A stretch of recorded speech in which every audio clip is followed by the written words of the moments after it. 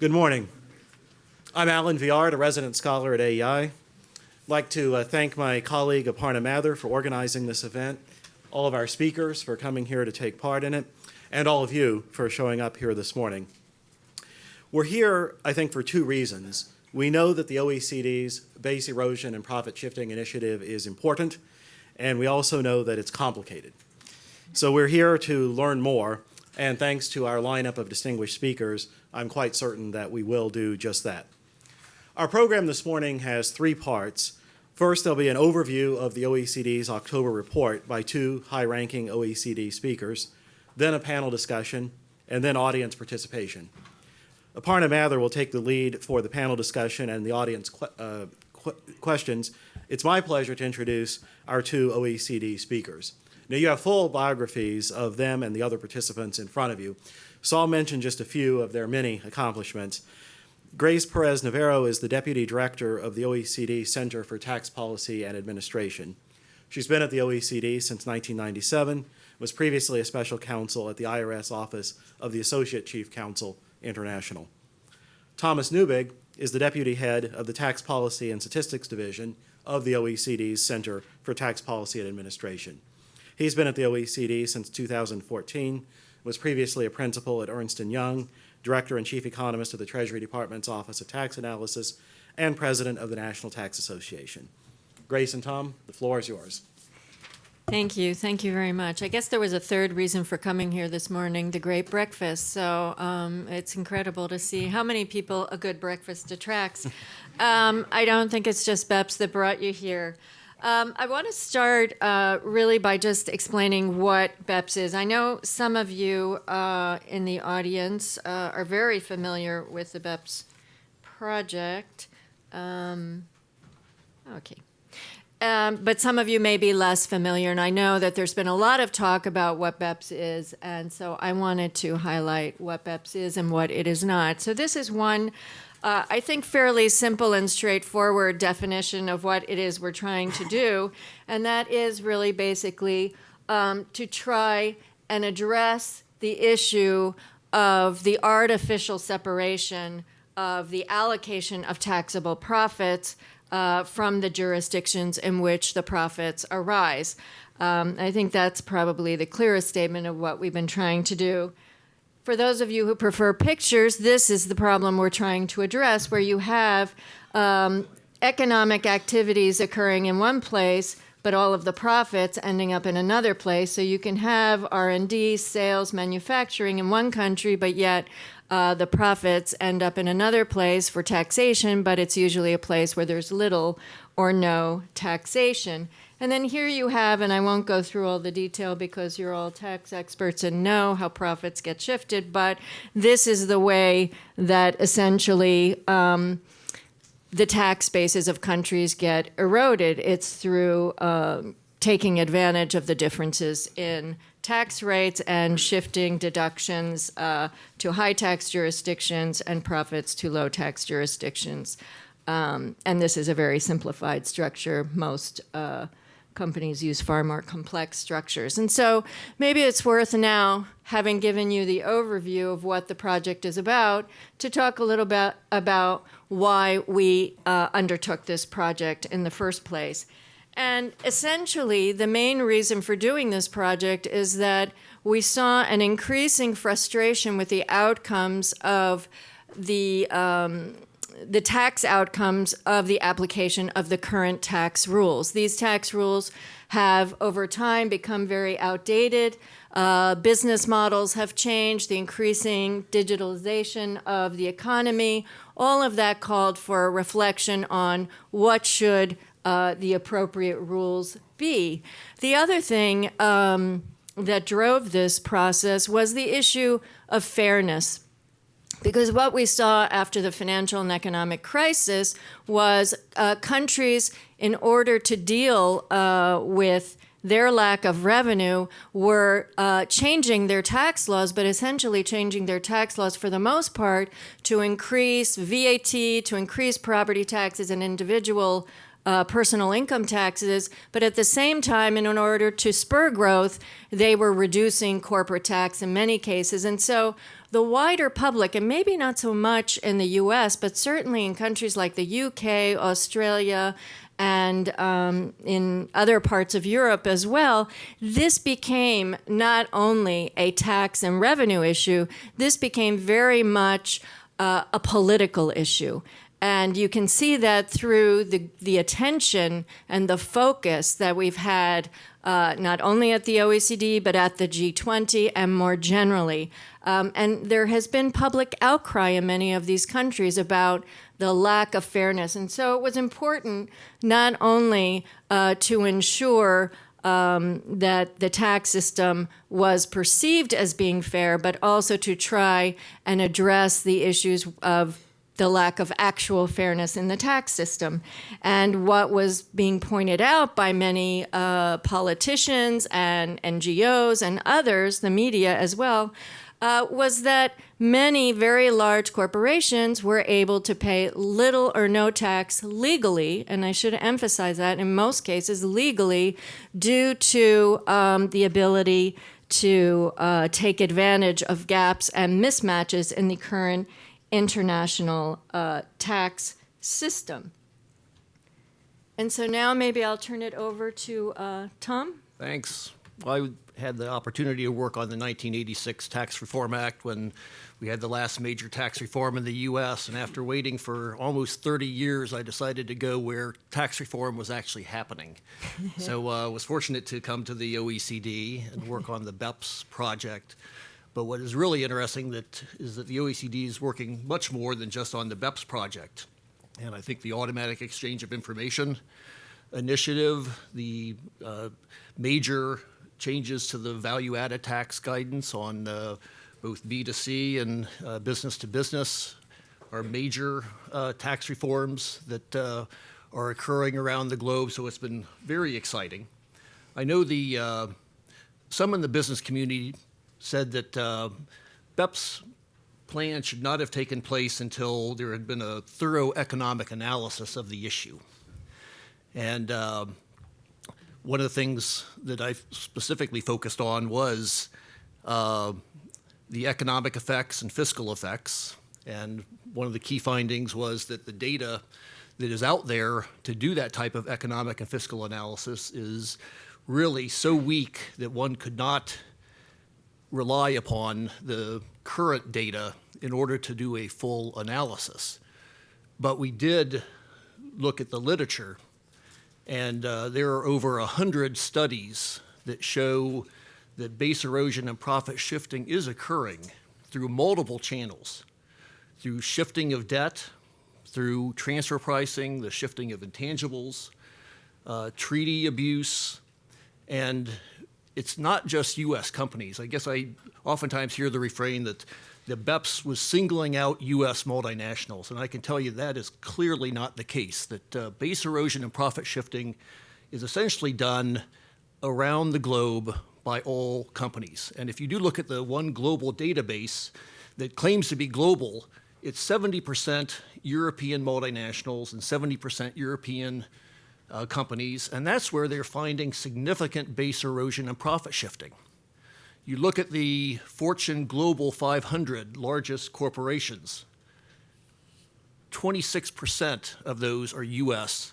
headquartered multinationals. The other 74% are global, and it's not just U.S. companies that are doing base erosion and profit shifting. So there clearly is evidence of base erosion and profit shifting. As Grace said, it's corporate tax avoidance. And so the real question was trying to get some handle on the magnitude of the economic effects as well as the fiscal effects. And with my background at the U.S. Treasury Department doing revenue estimates, you have to work with incomplete information. You have to make your best guess. You want to put out the information so people can critique it. And we had the benefit of 40 country delegates. I'd like to highlight Edith Brashears and Harry Grubert's significant help as part of the Working Party 2 in terms of the Action 11 report, though I take all the blame for it. But we came up with a wide range of the potential fiscal effects, ranging from $100 to $240 billion of annual revenue loss from base erosion and profit shifting. And actually, several studies from the IMF, since the Action 11 report came out, and Kim Clausing, also since the Action 11 report came out, would suggest that that range perhaps is conservative. But it was a wide range, and would very much welcome people looking at the details, and because there are a whole host of assumptions and reliance on incomplete information. There are also important economic distortions that arise out of base erosion and profit shifting. And to the extent that tax-aggressive multinational enterprises can lower their effective tax rate compared to other multinationals or domestic-only corporations, they can have a competitive advantage in the marketplace in terms of lower prices. And clearly, the benefits, especially to intangible investments from base erosion and profit shifting, can favor intangible investments over other types of investment. You also have a lot of earnings stripping done through the strategic placement of debt in high tax countries with payments to related parties in low tax countries. And oftentimes you'll see a multinational that will have 9 or 10 times the amount of internal debt than what they're actually borrowing from external related parties. And there are also, as the IMF has shown, negative spillovers that cut across different countries in terms of their ability to have their tax rates sufficient to provide the needed public infrastructure. And this is especially true in the case of developing countries. And so it can have impacts on the amount of public spending. One of the findings in the analysis is that, and you're also seeing this in the academic literature, is that base erosion and profit shifting countermeasures, even if done unilaterally, will have positive effects. Now, one of the problems with unilateral measures is that multinationals operating globally can just shift more of the income out of other countries. So it's somewhat of a beggar thy neighbor. And so that's why it was so important to do this on a internationally coordinated level. And I guess coming from the U.S. and seeing the difficulty of getting the Democrats and Republicans to work together, it was amazing to me to see Pascal and Grace and the rest of the team working with 40 plus countries to get unanimous agreement on these 15 action reports. And it doesn't go as far as a lot of people would want, but it is amazing that there has been this international coordination. That's a very positive sign, I think, in terms of addressing the international rules, and the effects of multilateral coordinated anti-base erosion will make it much more effective than individual countries doing it on their own. Thanks, Tom. This has been an extraordinary international multilateral initiative, and I know a lot of people have expressed concern about the fast pace of the project. We had to do it very quickly because, as you know, politicians don't have patience. Well, except maybe in the Congress, where they have great patience for tax reform here. But in general, they work on electoral cycles, and when they have a lot of political pressure to do something, they need to do something quickly. And so that is why we set at the very beginning this very ambitious time frame of 2 years. It was made the more challenging, as Tom has mentioned, by the fact that we not only included the 34 OECD members, but for the first time brought in all of the non-OECD G20 countries to work with us to develop these standards. Why? Because in order to have these rules have real impact, you needed the largest percentage of the global economy agreeing to these rules as possible. It wouldn't really make sense to change the rules and not have China, India, Brazil, and the other major economies still doing their own thing. So that was, I mean, to me, actually getting this agreement on these actions with those countries is probably the major achievement of the whole project. We also brought in other countries, developing countries, because they are also affected by base erosion and profit shifting. And we tried to do this in different ways because we recognized that they would not have the capacity to attend all these meetings and in Paris and try to engage in every aspect of the project. So we brought in some into the project. We had regional networks, 5 different regional networks, and used all of our different groupings, like the Global Forum we have on tax treaties, the Global Forum on transfer pricing, et cetera, to bring them in and get them involved in the work, as well as the regional tax organizations. And that proved to be quite effective. We also have probably engaged in the most transparent process the OECD has ever undertaken, with multiple public consultations. We did webcasts for the first time and called for many, many written comments.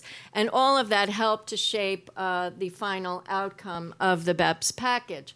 Now, we don't have time to go through all of the different elements, so I thought what I'd do is maybe just give you the broader outlines of the project, and then later in the question and answers we can focus on specific issues. But basically, the project was focused around 3 key pillars: trying to increase the coherence of the international tax system, trying to ensure that taxation was aligned with substance, that is, economic activity, and that there was increased transparency.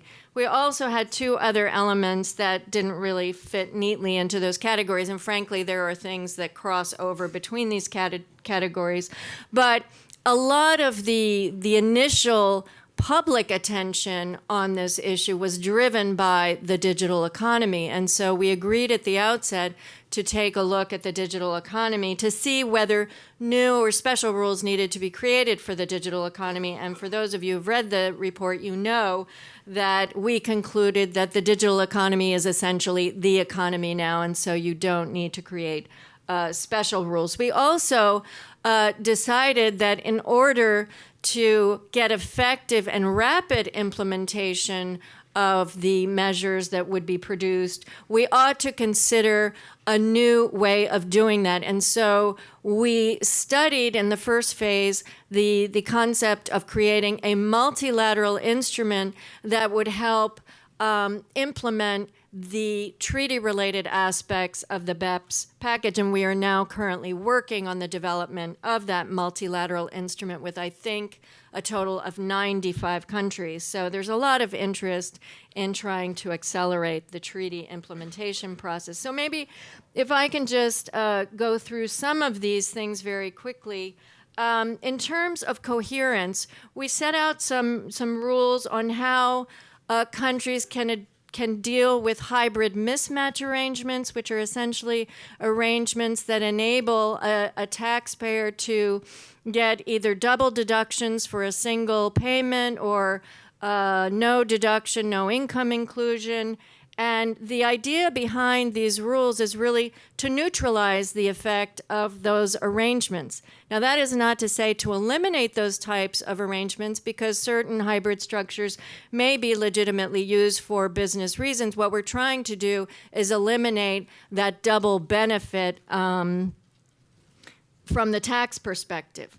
We also took a look at trying to come up with a coordinated approach to interest deductibility, because as many of you know, using interest deductions is probably the easiest way to shift income from high tax to low tax.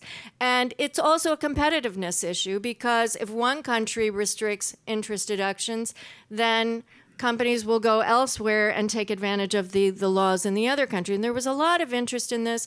This is really very new for the OECD to try and coordinate a specific type of what is essentially domestic tax policy. And that's why we referred to this as really a common approach. So this is not something that countries are required to do, but there was a strong interest, and they will be, we think, converging in this area in the near future. And we will be taking a look at this in 2020 to see where have countries gotten with the limitation on interest deductions. CFC rules, we came out with best practices here. This is one of the areas where I think some people have expressed disappointment that we didn't go further, but there wasn't the strength of political commitment among countries to come up with stronger CFC rules. Then if we go to the substance, what we were really trying to do here is, as I said at the beginning, link taxation with substance. And here, a lot of what we did was focus on the transfer pricing rules, looking at how intangibles are treated, dealing with a lot of different issues there, and I'm not going to go into them now. We were also looking at the PE definition, and we'll be doing further work on the allocation of income to PEs, trying to deal with the fact that there were many structures or schemes, whatever you want to call them, to try and avoid having created a PE. And so we tried to address those issues through the changes to the definitions. Now, in the area of transparency, what we try to do here is to try and standardize transfer pricing documentation for one thing, so that all countries would have the same types of information, because what we wanted to do was move away from a situation where different countries were asking for different information, and it wasn't necessarily the most useful information for the tax authorities. And we had the good fortune of having Joe Andrus, who spent a lot of time not only in government here in the U.S., but also in the private sector, actually working on transfer pricing documentation, help us to develop standardized transfer pricing documentation, which consists of a master file, local file, and the country-by-country reports, which will be exchanged pursuant to tax treaties. We also developed best practices on mandatory disclosure rules for countries that do not yet have those rules, to implement those so that they get an earlier indication of tax planning strategies that may be problematic.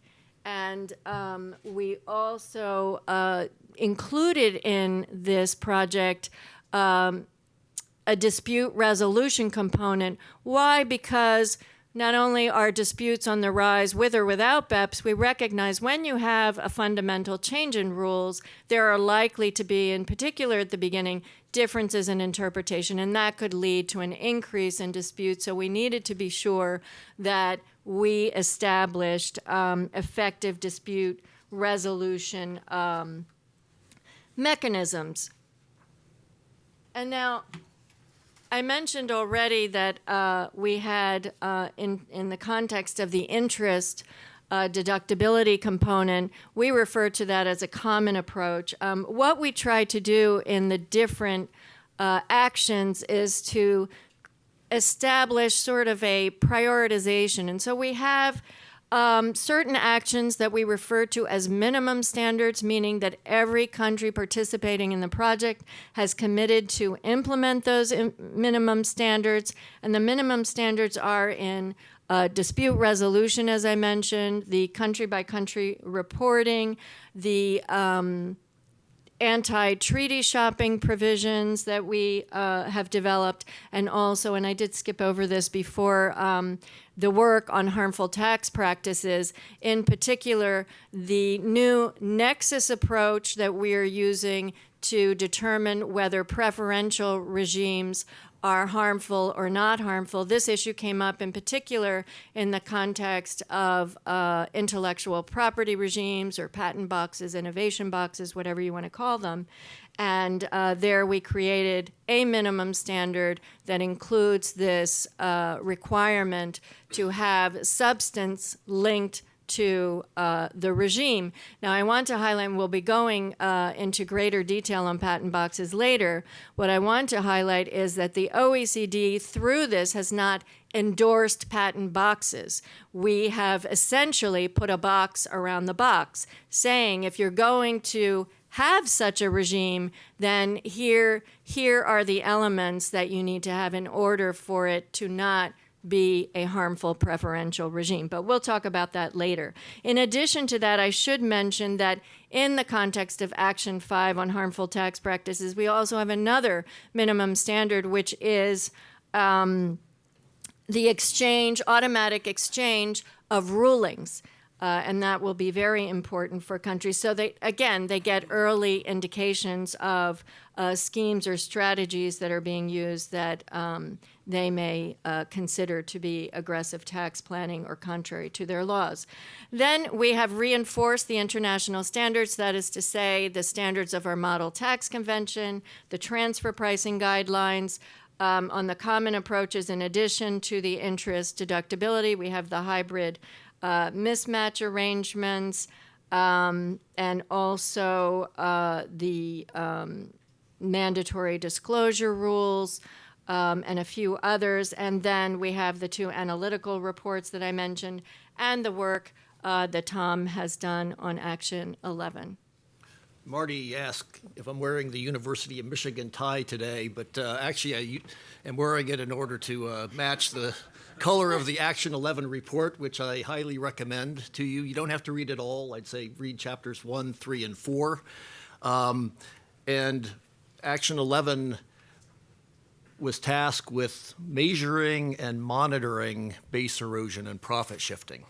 And the very first chapter does an assessment of the available data, which I already mentioned is very limited in terms of the extent of data that can be used to measure BEPS. And this is particularly noted when you look at the studies and you see that most of the studies use US BEA data and German Bundesbank data. And so everybody is looking at US MNEs and German MNEs, and I liken it to the drunk looking for his keys under the lamppost. And they aren't looking at all the other MNEs that are also doing base erosion and profit shifting. And clearly the information about US and German MNEs is a best practice. We're hoping that there will be more countries collecting that type of information.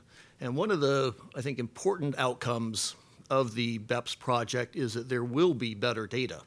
That Action 13 on the country-by-country reports actually has 3 different types of data, a master file, a local file, and a standardized template that will be filled out by global MNEs with annual revenue above 750 million euro a year. And so that's roughly, we think, around 9,000 MNEs. That information will be provided to the tax administrations. It is not public, country by country reporting, but we are in the process of working, with our working party 2 and the rest of the Secretariat in terms of how that information can be presented by individual countries in an aggregate anonymized form so that their citizens can get a better idea about the MNEs operating in their country, and then also how the OECD can combine that information so we can get a global look.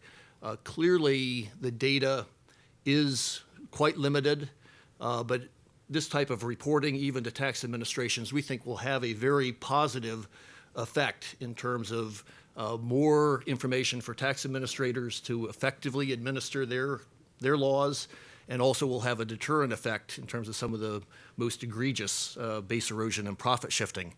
Action 13 also has a set of indicators indicating the presence of BEPS. These are not my favorite. And if you read Chapter 2, you'll see that there are many health warnings, many limitations of those, but that was something that was required. And again, we're hoping that with better data, there could be better indicators of BEPS. And I would expect that the measures of BEPS will change over time, and it will be important to have ready indicators. The third chapter does an extensive economic analysis of base erosion and profit shifting and the countermeasures, looking at the available data, our estimate of the fiscal effects, as well as looking at the academics' analysis of countermeasures in a number of countries. And then the fourth chapter talks about recommendations for new tools and new data. And I think that will be very important in terms of analyzing base erosion and profit shifting going forward and looking at the effects of countermeasures in individual countries. Just wanted to highlight some considerations that I think are real important in terms of analyzing BEPS countermeasures, because every country is going to be considering whether or not they want to adopt these specific rules. And issues like measuring the effect of tightening rules in terms of earning stripping, in terms of applying permanent establishment or transfer pricing. Individual countries are going to have to decide whether or not that is in their best interest, and also what the fiscal and economic effects are.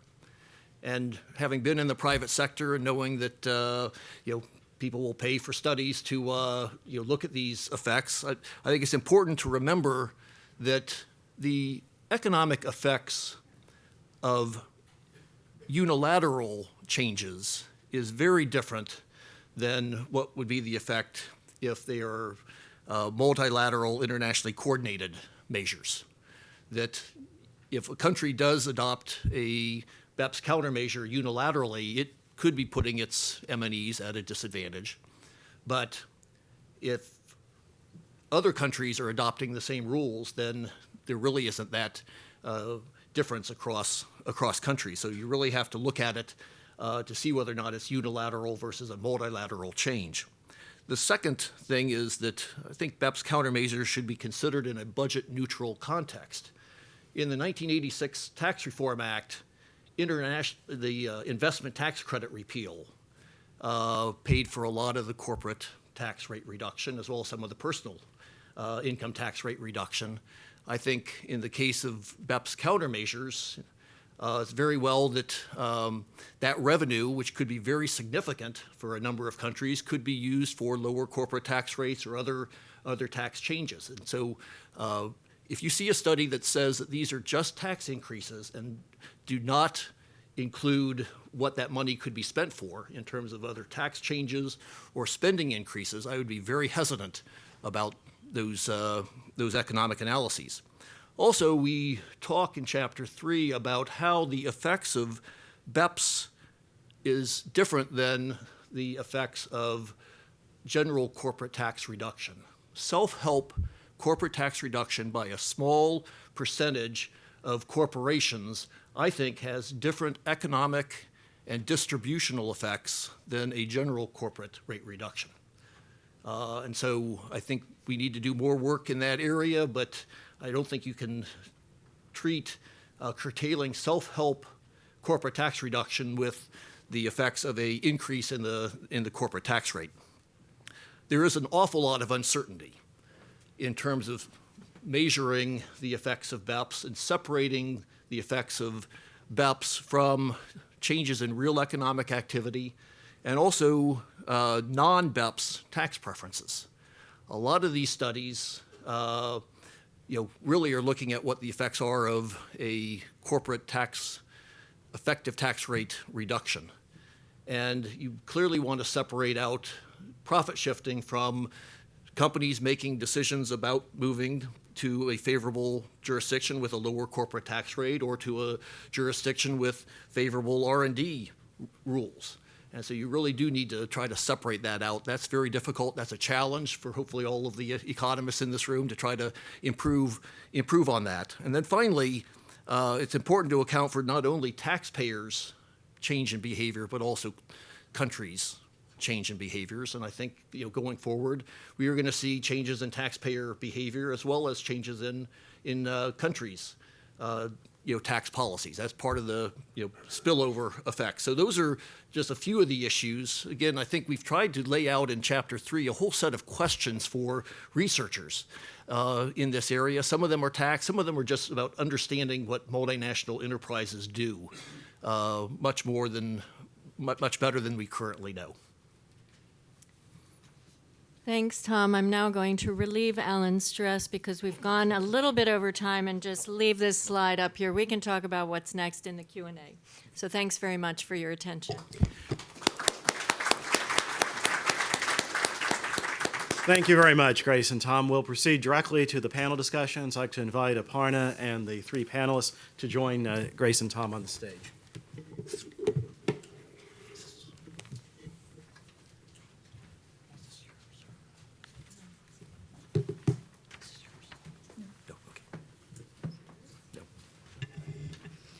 Good morning. My name is Aparna Mathur, and I'm an economist here at AEI. I want to thank Alan for moderating the first panel, and to Tom and Grace for their comments. I would also like to extend my personal welcome to all of you, and to thank you all for postponing your vacation travel by a day so you could be here to join us for this exciting event to discuss the OECD's BEPS report. Clearly, from how you motivated the talk, the BEPS project represents a worry that sophisticated tax planning by multinational firms, particularly in a more digitized economy, has resulted in double non-taxation, allowing firms to pay less than their fair share of taxes on their global income. And as a result of that, you can imagine that governments are harmed because less revenues are coming in, which leads less funding for public investments that promote growth. And the BEPS package aims to minimize these revenue losses by closing existing loopholes, realigning taxation with real activities such as employment, assets, and sales. But what does this really mean for a high corporate tax country like the US? What can we expect for the US going forward? You've already heard from our OECD experts, Tom and Grace. We will now open up the discussion to the other panelists, who will each speak for about 15 minutes, after which we will open up for Q&A and hear from you. So let me introduce them briefly. You have the longer bios in the package that you got. David Ernick, who will be our first speaker, is a principal in the transfer pricing practice at PricewaterhouseCoopers, Washington National Tax Services Office. Before joining PwC in 2013, he was Associate International Tax Counsel at the U.S. Treasury Department. He was the principal staff attorney for transfer pricing matters at the Treasury and advised on every significant guidance project in this area released by the Treasury and the OECD during his tenure. So it's really good to have you here, David. Dan Shaviro is the Wayne Perry Professor of Taxation at New York University Law School. Before teaching law, he worked at Kaplan and Drysdale, a leading tax specialty firm, and at the Congressional Joint Committee on Taxation. He has written many books, including his most recent titled Fixing U.S. International Taxation.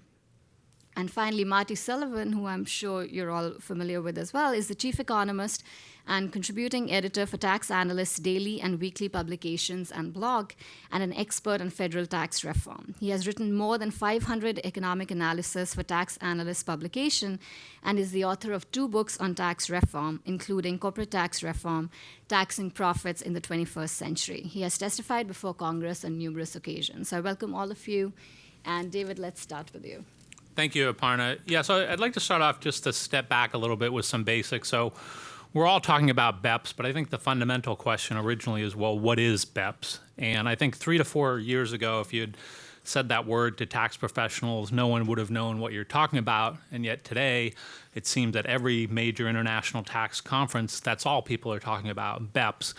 And there seems to be this assumption that there's this common definition, which I don't know if that's really true, that it's been well defined. There seems to be agreement that if the economic functions, assets, and risks are relocated to another country to take advantage of a low rate or tax credit, that doesn't constitute BEPS.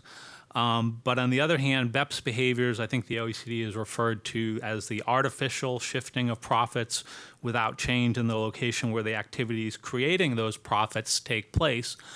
But even that, I don't know that there's clear agreement. That there hasn't been a definition of what artificial shifting of profits means. And talking about aligning the profits with the location where those activities creating the profits take place, I think it's clear from the transfer pricing work that there's not agreement on what those activities are that actually create those profits, whether it's functions, assets, risk equally, whether function should have the predominant weight. So there seems to be a little bit of agreement, even getting a definition of what BEPS means, which I think has to be taken into account when you're thinking economically about all the things Tom is talking about. Well, how do we measure BEPS? How do we measure the impact of it? And more importantly, how do we measure the effect that these countermeasures will have on it from an economic perspective? That's something that I'm still struggling with a little bit. I want to take a step back, too, and look at this from the U.S. perspective. And I think a lot of what's been going on with BEPS and around the world has been geared towards the tax planning that multinational companies have been doing. Maybe not targeted specifically, but I think there's definitely concern in the U.S. when we look at what's going on around the world, especially things like with what the European Commission is doing, going after predominantly U.S. companies. And other countries doing similar things. I think it's notable that whenever there's any unilateral actions taken by countries to address BEPS measures, there seems to have been a lot of them that they're named after a specific U.S. tech company when they talk about the BEPS problems that they're addressing. So I think that's raising some concerns. When I look at this and the tax planning that U.S. companies are doing and the tax system that we've got, I think it's important to put that into context because people are talking about measures to narrow the base. When you put our system in context, it's not clear that a lot of these measures that companies are using to narrow the base, whether that's a design flaw that needs to be remedied or whether that's a design feature. And particularly when you look at the full impact on the U.S., we've still got the highest statutory tax rate among the major global economies, including the state corporate income tax. We're at about 39.1%, which is 14 percentage points higher than the OECD average. And of course, we've also got a worldwide tax system that's still pretty comprehensive when most other countries have moved to a territorial system.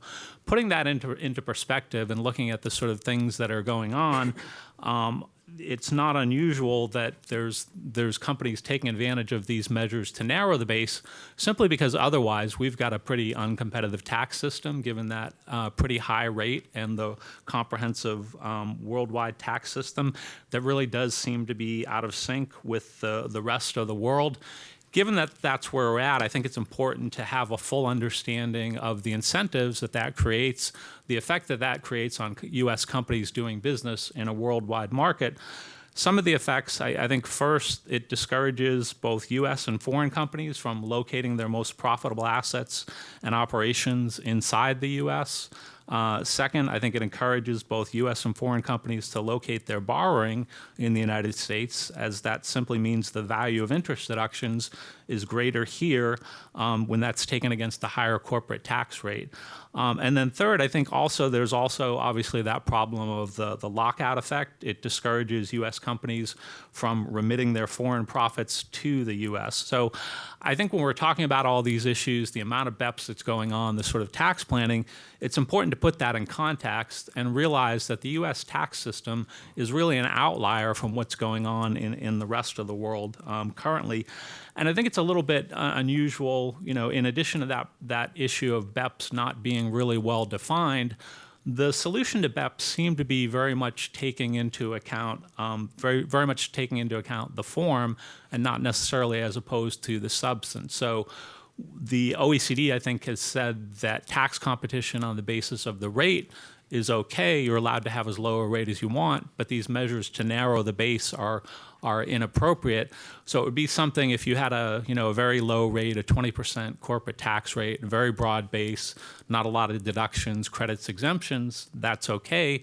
But if you started off with a very high rate, like we've got in the US and a worldwide system, and you allow a lot of measures to narrow the base and you get down to the same effective tax rate, I think the BEPS project would treat those two situations differently, which is a little bit unusual. So I do think it is important to put our system into context, given we seem to be an outlier from the rest of the world. I think now that the final BEPS reports have been released, There's concern what the impact will be economically when you look at some of the recommendations. With respect to the measures to prevent treaty shopping, I think there's concerns that tax treaty access will be more widely constrained and in some cases uncertain. The transfer pricing documentation, especially the new rules with respect to country-by-country reporting and the master file, we've been talking to a lot of taxpayers. I think there's going to be huge system requirements to comply with the new documentation rules. We're expecting the temporary regulations from the Treasury Department to be issued very shortly, implementing country-by-country reporting. That's creating a lot of concerns, both with respect to the initial compliance burden of filling out the forms, and then also how they'll be used and what the effect will be on the substantive transfer pricing issues. Excuse me. On the transfer pricing work, I think there's concern that there's kind of a drift away from the arm's length principle. There seems to be an increased focus on the conduct of taxpayers as a relevant test in assessing taxpayer compliance. The rules seem to have become more subjective and uncertain with the release of the final Action 8 through 10 reports. The permanent establishment paper, I think there's concern about materially wider permanent establishment risk and challenges, questions about how the profit attribution rules will be revised. And at the end of the day, I think there's still concern that controversies and disputes will be increasing after this. The OECD, I know, every year releases their competent authority statistics. I think the last one showed that over a period of about 7 years, the number of MAP cases has doubled. I think there are concerns that that will increase further after the BEPS report. Some of the issues that I think are important to examine going forward, I definitely agree with Tom. The economic issues are very important, especially the impact of this on economic growth. So not just looking at what the effect will be on tax revenues, but from a broader perspective, how will this impact economic growth? Will it incentivize or inhibit cross-border trade and investment? I think that's an area where much more economic analysis is needed. One of the fundamental issues that I don't think people have talked about a lot, this project I think really raises questions about the role and the purpose of the OECD as a standard-setting organization. And traditionally, that's been the goal of the OECD in the tax area, to create consensus, standardization of the rules, and uniformity. I think the concerns with respect to the BEPS project is that view of what constitutes consensus has changed. So when I used to be with the Treasury Department, I went to the Working Party 6 meetings, which is the transfer pricing group there. And that terminology is a little bit unusual because they talk about a working party 6, and people say, well, what does that mean? Are you working, or is it a party? What is a working party? But that's the group that handles transfer pricing issues. Yeah, we had big debates when I was there about revising the transfer pricing guidelines, because it's always difficult to get consensus if by consensus you mean one option. So for any difficult problem, we'd look at the option. There'd be 4 or 5 different options. And consensus, in my view, meant, well, you weigh the pros and cons of each of them, you pick the best one. You pick the best one. But that's difficult to do. Working Party 6 struggled with that for a while. I know when we originally did the profit attribution guidance that was released in 2010, it was a 10-year project. So unlike what Grace and Tom and everyone at the OECD have done to revise all the rules in 2 years, it took 10 years for this one smaller project. People looked at that and they looked at the process and they said, well, maybe you shouldn't work so hard to get consensus around a single option, especially if there's not really agreement on that, especially if you're papering over differences. Or what if countries and their domestic rules actually differ from that and they're not going to change it? Maybe we should change our model to be similar to what other working parties do to allow reservations and observations, meaning if you don't agree with the consensus of the majority, you can say, well, this is what I think. And allowing more than one view to be put into the transfer pricing guidelines, that would make it easier for us to be more distinct, more explicit, and to move more quickly. I looked, and people had, that was a big philosophical question. I looked at that and I said, well, if that's the model we move to, what behavior does that, and what, if anything, does that incentivize? And to me, that doesn't move towards standardization. that just sort of memorializes the status quo, and that you say, well, here are 3 different options. You can do 1 or 2 or 3. That was that big philosophical debate. I think if the OECD to be most effective, I think they do need to move to a true consensus standard setting organization around one option. The difficulty with that, though, when I was going to OECD meetings, OECD had 34 member countries. They're pretty similar economically, had a lot of similar views on tax issues. It was really hard to get consensus. When you add in the non-OECD G20 countries, like it's going on now, China, India, Brazil, as Tom said, I think that makes it really, really difficult to get consensus. And I think that was reflected in some of the final reports that we saw, where it was really consensus being defined as kind of a menu of options rather than consensus being defined as a one-size-fits-all approach. But that's a very important issue going forward. If this sort of BEPS process is going to continue, where you've got 95 countries, I think, as Grace said, working on the multilateral instrument, I think that makes it very hard to get consensus. And I know reasonable people can disagree on this, but I think my view would be the OECD to have the most impact. I think they need to remain a standard-setting organization working towards getting consensus around a single option, even if that doesn't reflect what the current practices are, the current rules in existing countries. At least that gives you a sort of an incentive to move towards the consensus position in the future, which is eventually, to the extent there's more standardization, more uniformity among the rules, everyone playing by the same rule book of international tax issues, I think that minimizes cross-border tax controversies going forward. And I think that's kind of the highest and best use of the OECD. Thank you, David. Dan? I have slides, so someone needs to. Actually, can someone figure out how to get them up there? Yeah, I think they should be up there. Maybe just click, and maybe it just goes to the next one. No? Yeah, that's. Oh, wow. That was easy. Just click. Thinking of Peter Sellers and being there, clicking. And then I hope you will do your Bill Clinton impersonation too. anyway, so, I took as the title for my talk I was gathered to be the title of the session.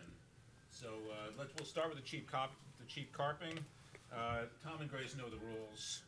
You do public-spirited public things, and what's going to happen? Do you get rewarded for that? Of course not. So you spend years. Oh, Dan, icon, please. Oh, I'm sorry. Yeah, you spend years working on it, and do all this in 2 years. What happens? Everyone says, "Oh, you did it wrong. You should have done it differently. You need to take more time, more study." So, this is Just David who says okay. So this is what always happens, and so I believe in following time-honored tradition. So I'll start by doing a little of that myself too. Anyway, okay. So there are 2 big problems that cause me to wonder, and I'm not the only one to think of these 2 problems, how well the thing will go over time. One is that there's kind of little reason to expect sufficient multilateral cooperation, at least across the board. Of course, we saw that, for example, with the CFC rules. Obviously, it's not the drafters' fault. They didn't have the power to create a multilateral process that would be more, more binding on people than what they have. Second, I don't think that I think there's only so much you can get when you have transfer pricing still, and when you have separate company accounting, when you have a global legal entity and it has separate affiliates and they're treated as if they were separate. I think there are limits to how much progress you can make when that's your model. Obviously, they had no choice about that either, because there was no consensus about abandoning. I think when you have separate company accounting, really the key, and then of course transfer pricing and things like that, it's really going to limit what you can accomplish. Again, nothing that Tom or Grace or any of their colleagues could have done anything about. Okay, so some lasting achievements I'm hoping for. One is country-by-country reporting. I think that's great, and I'm kind of encouraged that people who know more about that part of the process than I do tell me that it actually seems to be working. So that's fantastic. Also, another example, Ty Grinberg at Georgetown says that the model treaty, OECD model treaty process, which the U.S., of course, we like our own model treaty, actually has there are various reasons why it can kind of be self-reinforcing and oddly, Justice Scalia would have a heart attack if he learned about this, but you have a treaty 1 year, then 5 years later, the staff issues a new interpretation. It's both legislative history and ex post, and everyone says that modifies the meaning of the treaty, but actually that has great effects, apparently, on how well it can work. But from the U.S. perspective, those aspects, I mean, obviously CBCR is great for us, I think, too, but we are, as Tom mentioned, we're one of the countries that does the best job already in having information reporting. So from a U.S. perspective, those two things aren't as central. So I'm going to ask, will the U.S. do anything? Should we do anything? How will it affect us? So those are my three questions. So the first is, this is the easy one. Will the U.S. do anything about OECD BEPS? No. I'm sorry. I'm not. I just don't see it in the sense that this is a very self-directed country that we live in, and we're going to do what we do. There are forces on both sides, for example, about taxing multinationals more or less, but we're going to kind of do what we do for our reasons. I just don't think this will have a big influence on us. And to give an example, just the other day, 954C6, if the House bill goes through, is extended, which eases country-to-country foreign tax planning. I see that as kind of at a minimum in tension with the aims of OECD BEPS. We extended it for 5 years, and that completely reflected domestic U.S. processes. And if that were to die, it would be because U.S. processes were against it. Now, one thing about OECD BEPS, of course, is obviously in U.S. tax politics, the Republicans are not big fans of it. But the Democrats are kind of leery of it, too, to a considerable extent. And this is a part of this is because it's viewed as sort of anti-U.S. companies. I mean, even Lee Shepard will write things when she'll kind of mention this perspective. That's about the Europeans not writing it. So I actually really agree with what Tom said earlier to the effect that it's not just the U.S. companies. I have something on a slide later I point out that we kind of have the best, we know the most about U.S. companies for various reasons. But because it's kind of perceived in the U.S., there's this thing about it's anti-U.S. companies. I think that's a fact of our political landscape, even if it's a quite unfair way to view it.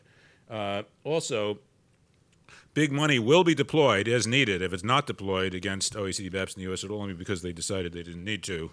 And this is at all levels, from lobbying to even funding research.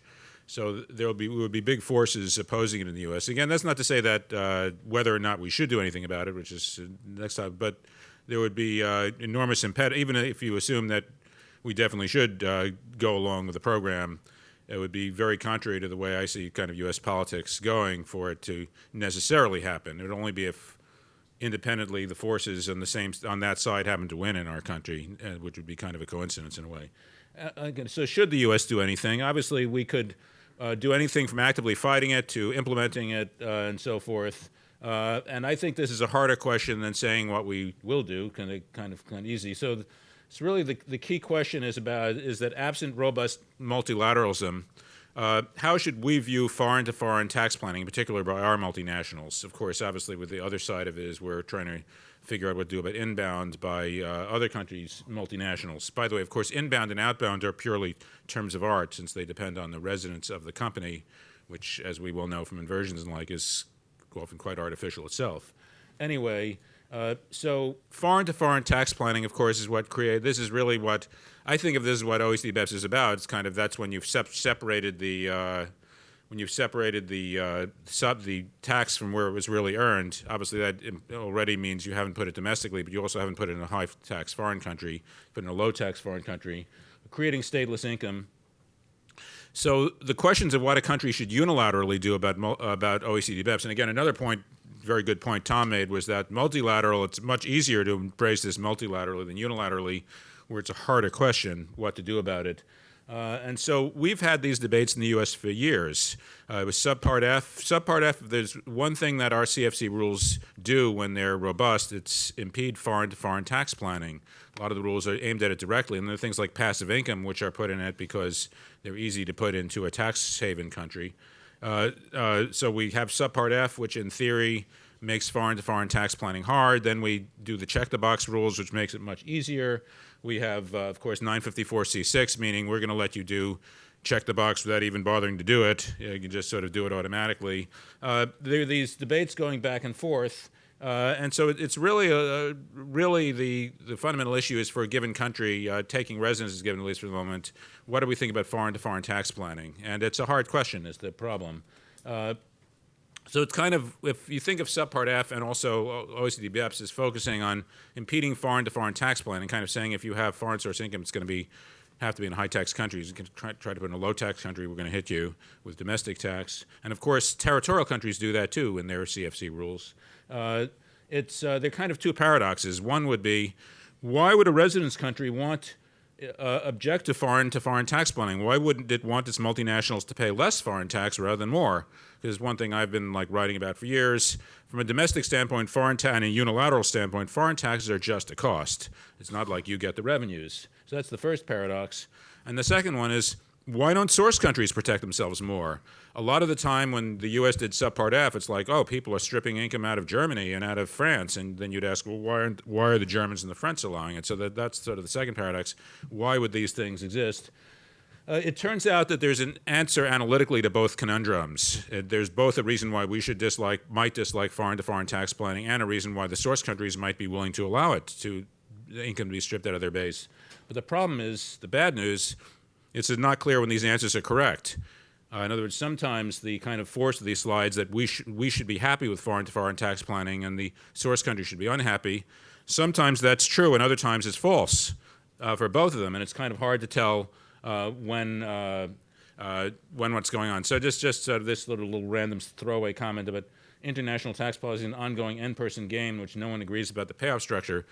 You know, in academics, there's this big thing about game theory. So a lot of people sometimes talk to me about a paper idea they have, I want to write international tax policy. I want to write about game theory, about how kind of maybe there's prisoners' dilemmas and all kinds of things going on. And I sort of say, well, you have to decide what the payoff structure is.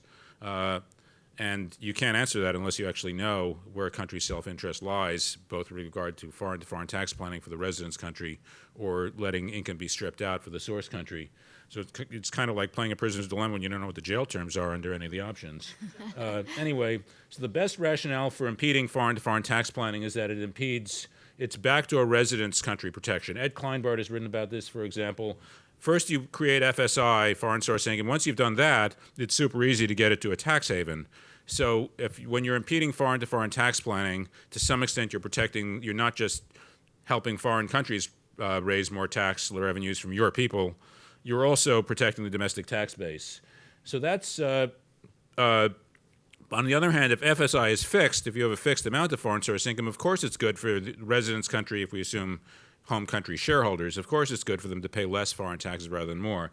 So that's kind of the nature of the dilemma, is you don't know which one's happening. And that's why the U.S. tax policy has been back and forth on this about, we want to stop foreign-to-foreign tax planning, is really hurting us. No, we want to help it, because why should we pay taxes to other countries? And there's really a lack of scholarly consensus. So we were talking about how consensus and bringing people into a room and getting them to agree. Let's bring Ed Kleinbart and Jim Hines into a room, and let's wait for them to agree, but let's definitely send out for dinner while we're waiting. So it's just, there's a fundamental lack, but seriously, there's a fundamental lack of consensus, lack of answers that are clearly correct about what to think of foreign-to-foreign tax planning. It's clear it's good for the country in some cases and bad in others. It's very hard to know the balance of it. So what about source countries? Well, obviously, OECD BEPS reflects, to some extent, source countries throwing up their hands and saying, my God, we can't do anything about it. But to some extent, they've let it happen because they've liked it.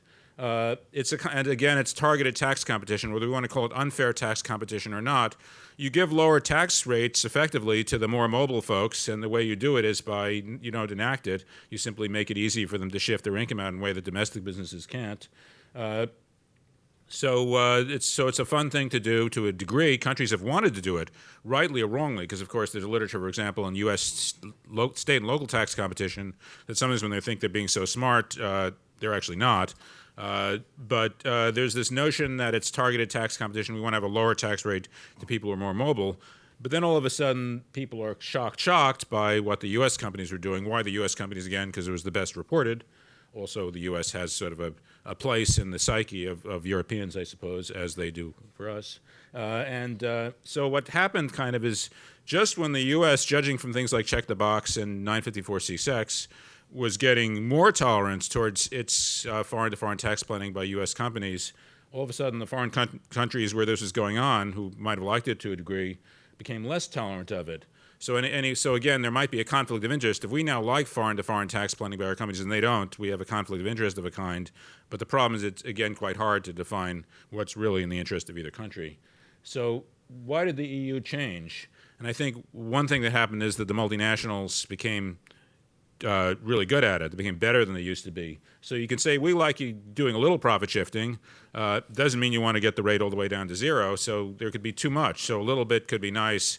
Multinationals get really good at it. It becomes too much in the minds of the countries. And of course, obviously what the U.S. companies do is by far the best known. We have a great tax press in the U.S. It's probably, I don't mean to be a chauvinist about the U.S., but I think we probably do have the best tax press in the world. We also have great empirical tax researchers. I'm not being self-aggrandizing here because this is about empirical researchers. We have great tax economists in the U.S. We have great data.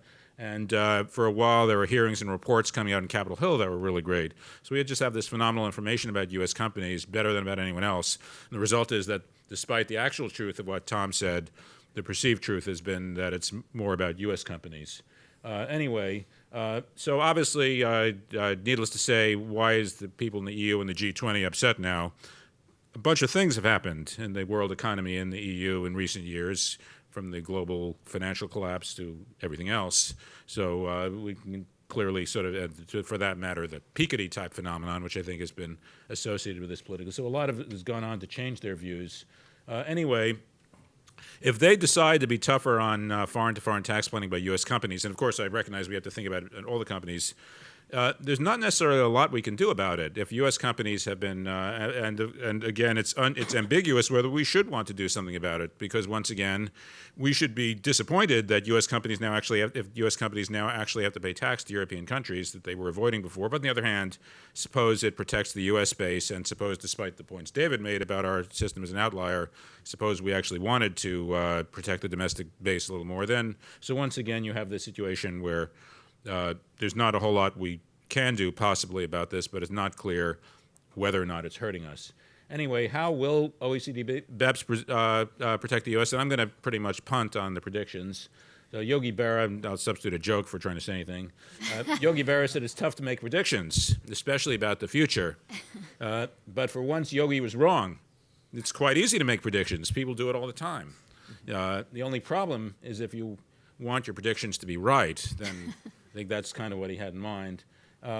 My best guess is that I think OECD BEPS it'll be a bit anticlimactic, because there won't be, again, there could be these great things happening like country-to-country reporting and maybe the model treaty process, but countries really aren't going to agree because it'll be too unilateral and they'll have different interpretations of their interests and so forth. It'll be an important benchmark, but I don't really think there's going to be as much movement as the fans of the process would really be hoping for. More generally, the problem with the prediction is that I kind of feel simultaneously that something must happen in that we're really kind of have an unsustainable system which is kind of breaking down. And on the other hand, I kind of feel like nothing can happen because it's not really clear where the change would come from. So with that, I throw up my hands, not sure where we're actually going to go. Thanks. Thank you, Dan. Dan, it's the same way I feel about tax reform. It's like we desperately need it, but we don't know how we're going to get there. Okay, good morning, everybody. I want to thank Aparna and Alan for having this very timely conference discussion on a very important topic. And I think Tom and Grace, you can be commended on your 270-page summary of all the economics literature. It really is an incredible piece of work. I want to talk today about the economics of economic substance. And if I dare to summarize what the 2,000 pages of the 15 action plans are, I would say the focus is on economic substance. And here's a quote from one of the many excerpts from the reports, and the focus is on economic aligning profits, taxable profits, with economic activity and value creation. And there's a lot of different phrases: economic activity, value creation. Economists call it real activity, and the lawyers will call it economic substance.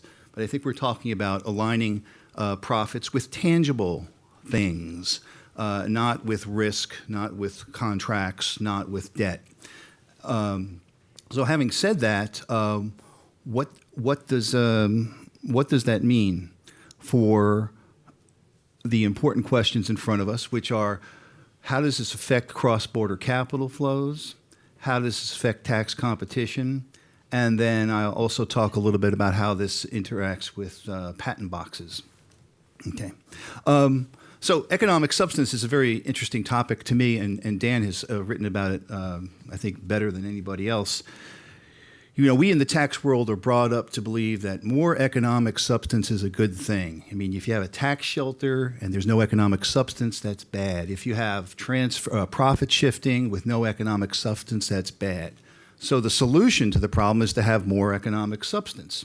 And I first realized this many years ago when I was a young transfer pricing economist, and we were over in Ireland with, we had a big team of private sector economists like myself, and we had the IRS there with us, and this U.S. multinational had a subsidiary in Ireland, and over the years they were packing more and more employees and technology and equipment and stuff into Ireland, and as this process continued, everybody was happy because now we don't have transfer pricing abuse anymore.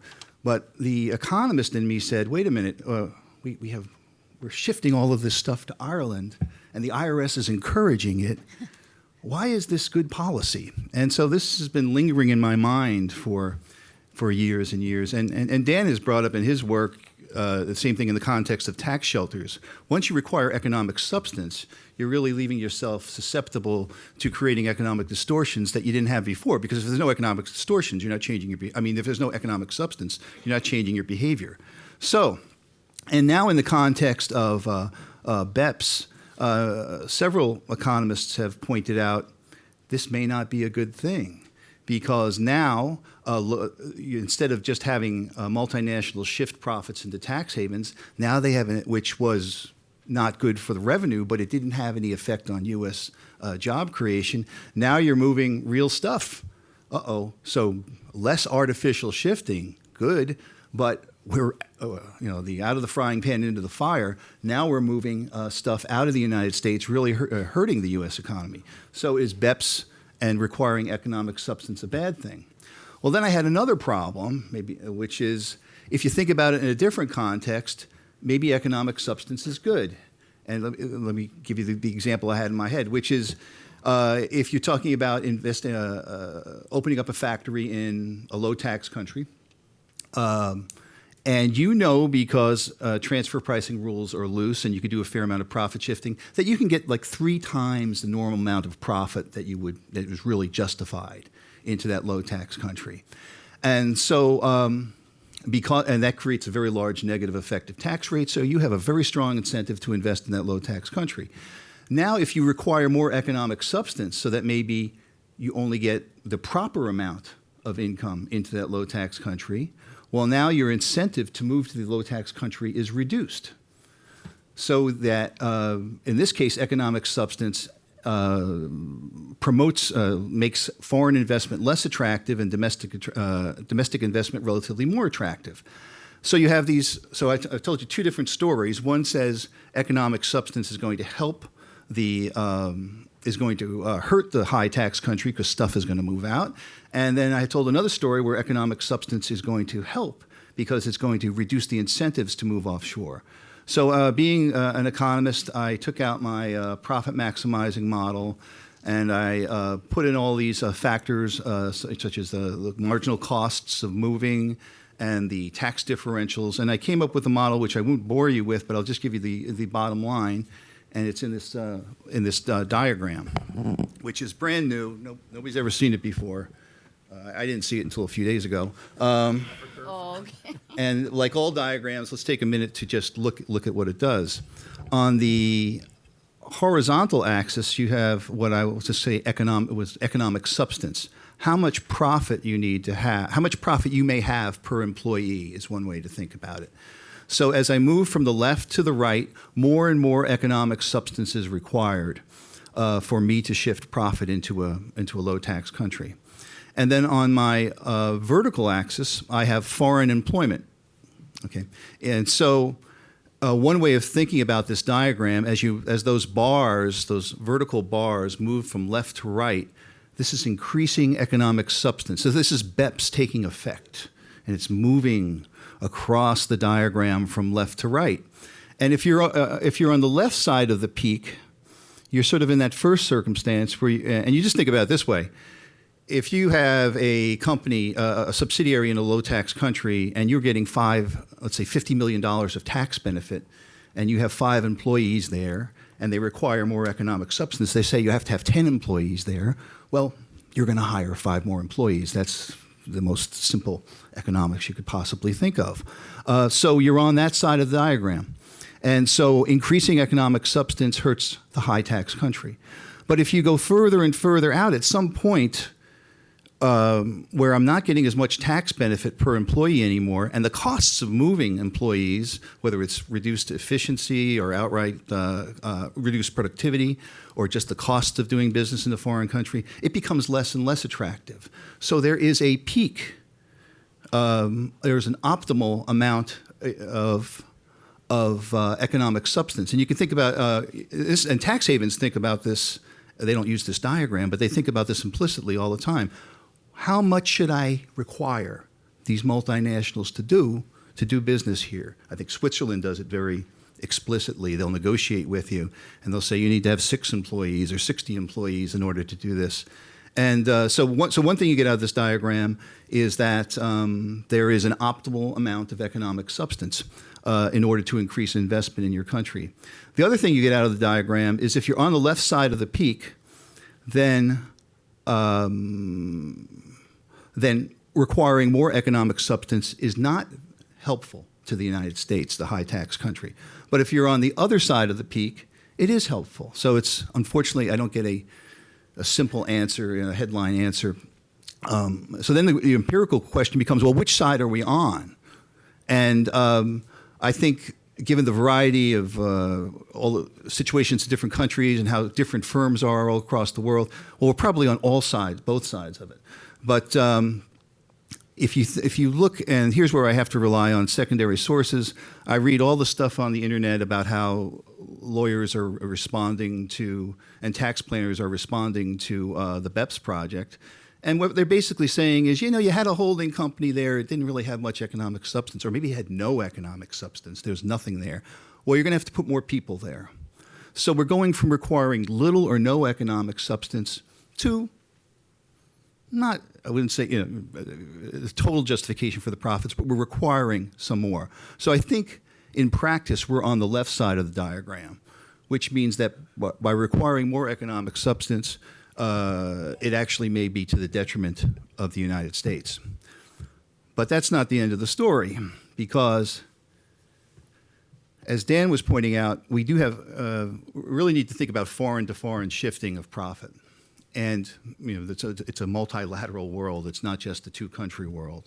And what's the main thing, for example, at the Ways and Means hearings 2 weeks ago, the main thing you hear about is because of BEPS, U.S. multinationals no longer will be able to do foreign-to-foreign shifting, which means their foreign effective tax rate will go up. And that will be detrimental to the interests of U.S. multinationals, which is true. But the other thing that it also does, if you just think about it this way, if you were in Ireland paying 12.5% and you can shift into Bermuda and pay 2%, and now BEPS says you can't do that anymore, well, now the effective tax rate for investing in Ireland goes up from 2 to 12.5. Well, that means that's actually, in terms of encouraging domestic investment, that works in favor of the United States. So we have a whole bunch of effects taking place here. And the last thing I'll just mention about the diagram is that another way of thinking about it is, if you go back, is that maybe the best thing for the U.S. interest is to get all the way over on the left-hand side and really get serious about economic substance, not just this window dressing economic substance of putting 5 employees in a tax haven, but merely really trying to align economic profit and taxable profit. Okay, so next. So, oh, I'm sorry, I went the wrong way. Here we go. So now we want to talk about patent boxes. And the big, well, it's just what's going on with patent boxes. In 2013, the UK, as part of its tax reform, introduced patent box, which gave a 10% rate for income from patents. And now, what is income from patents? Well, if you sell a patent, that's easy to understand. But they had a much broader definition, which was any product that has includes a patented item. All of the income from that product will be considered patent box income. So the sale of the iPhone is the sale of my glasses, probably some patent in there that would include it. The plastic in this bottle probably would be included. So it's a very broad definition of what does qualify. And then what economic substance was required? Well, despite the statements of the UK officials about, there was a great deal of economic substance, it really was very minimal economic substance required. And but that all changed last year when the UK had a dispute with Germany, and they agreed on requiring economic substance as measured by a ratio of R&D done in the UK versus total R&D. And so this is an economic substance requirement with some real teeth. And so how can we think of that? And we can use a diagram like this to look at it. When the UK first implemented its patent box, it didn't really have much economic substance. So we went from point A to point B in terms of encouraging movement of real resources from the United States to UK. Well, we went nowhere because there are no economic substance requirements. All I have to do is move my intellectual property, so why bother moving? But when the economic substance requirements came in, we moved from point B to point C. And we really do have a threat from these new economic substance requirements, which are embodied in Action 5 of the OECD report, of losing U.S. R&D because of the patent box. So, and this is an observation that Senators Portman and Schumer have made in their report earlier this year, and it's something it's pretty easy to understand. If you can get a 10% rate moving your research to the UK, you certainly might do that as compared to 39% in the United States. So it's a real problem for the United States, especially since R&D is especially important to economic growth because of the positive externalities it generates. So now the question becomes, what should the U.S. do in response to that? And there's a lot of talk about a U.S. patent box. And the premier example of that is from Mr. Representatives Bustani and Neal on the Ways and Means Committee on July 29th. They introduced their version of the patent box. And let's see. I could have went through the code sections, but I decided to give you a color diagram. And the purpose of this diagram is to show you how complicated and arbitrary a patent box can be.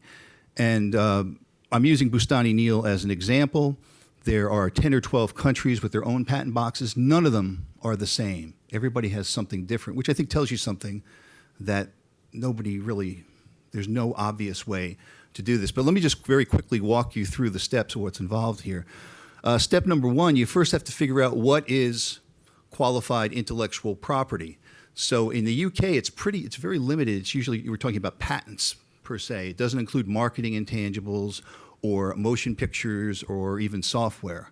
So, but in the United States, there's tremendous interest, mostly for political reasons, of expanding that to include everything.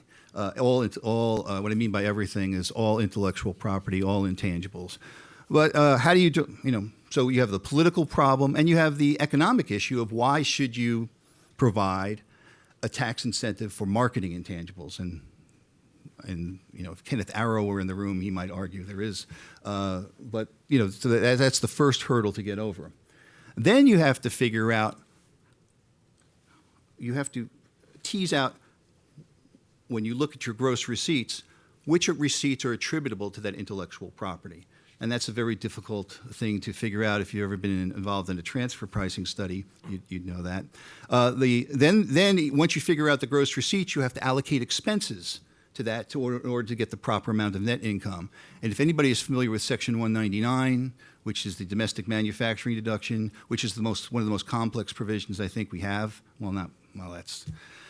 Let's just say it's a very complex provision. It's a high bar. A high bar, yeah, I know. That was let's put it this way. It's a needlessly complex provision given the small amount of benefit that's provided. Okay.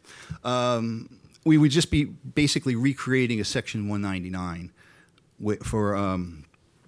in terms of complexity. And then we have to put it through a substantial activity test. And in the UK and in the BEPS Action number 5, they talk about a fraction, which is usually always has domestic R&D in the numerator and then something else in the denominator. In the case of Bustani-Neal, they had operating costs in the denominator. And so you have to figure out all of this stuff, and then you get what is advertised as a 10% effective tax rate on your profits. But when you do the calculations, mostly because that ratio turns out to be very, very small, routinely maybe 10%, you don't get a big tax break. And so the business groups are very disappointed because they heard 10%, and when they do the math, it's really 31%. So it's not that exciting. So we have this threat of losing domestic R&D, which is very important to our long-term economic growth. Why don't we have a patent box? Well, what I would say is, it's very complicated, but even more, that's nothing for the multinational community because they deal with it all the time. But the other reason is that it's an extremely inefficient incentive for promoting research and development. We would like the effective rate of credit to be equal across all types of R&D. We want neutrality. That is the most efficient way to promote any type of economic growth. But when you do the calculations, as I have done, under some reasonable scenarios, the numbers in black there, they range from 1.2 to 9.1. So your effective tax rate is all over the place. Why can't we have... your effective rate of credit is all over the place. It would be preferable to have that even. And this non-neutrality bears out across industries. So some industries are going to get very, very large benefits, like high-tech companies and pharmaceuticals, and other industries will get very, very small benefits. And is that the way we want to run our airline? The other problem is, and this is old as the hills for we economists, is when you give a rate cut, you are rewarding old capital, so it's just a windfall gain with no economic incentive provided, while if you provide a front-end tax incentive like a tax credit or a deduction, that is more targeted. So in terms of providing an economic incentive for economic growth and promoting R&D, we can do a lot better than a patent box.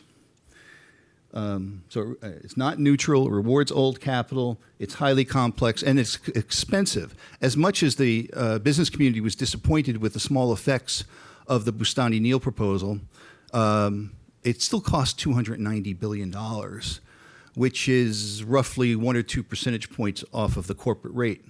So in order to have this disappointing patent box, you would, if you did it as part of tax reform, instead of having a 25% rate, you would have to have a 27% rate. So it takes away from, that revenue takes away from what could be done in tax reform. So just to finish up, Tom, you might remember when we were at Treasury together, we worked on the R&D credit, and it was a very big priority for which administration? The Reagan administration. I don't want to. No, never mind. It wasn't that long ago. But anyway, we tried to figure out every different possible way of promoting research and development. And I don't think we ever talked about a patent box because it just doesn't make any sense if in terms of promoting research and development. The two alternatives, which would be so much simpler and would be so much better targeted, would be just a flat research credit, or something that I think deserves more attention is something called a super deduction. They have it in the UK, where instead of deducting 100% of your R&D expenses, you deduct 150 or 225% of your R&D expenses. That is an even, neutral tax incentive that rewards only new spending, and it's extremely simple. So those would be that would be, I think, a more effective response to the foreign patent boxes. Thank you, Marty. Just a quick response from Tom and Grace. Let me quickly just sort of highlight what I got from the three panelists. So David talked a lot about the measurement issue, amongst other things. Some of the literature that I have seen from Jim Hines and Thamika Dharmapala basically says, well, if you had, you don't really see much evidence for BEPS. So the example I think the cite is that if you're a country with a 25% corporate tax rate, there's really like 4% of income that can credibly be shifted maybe to a 15% country with a 15% tax rate, and they basically go on and on, sort of citing examples for why we don't see much evidence of actual profit shifting, or that it's really low as a fraction of revenues that a typical country could hope to get from resolving BEPS.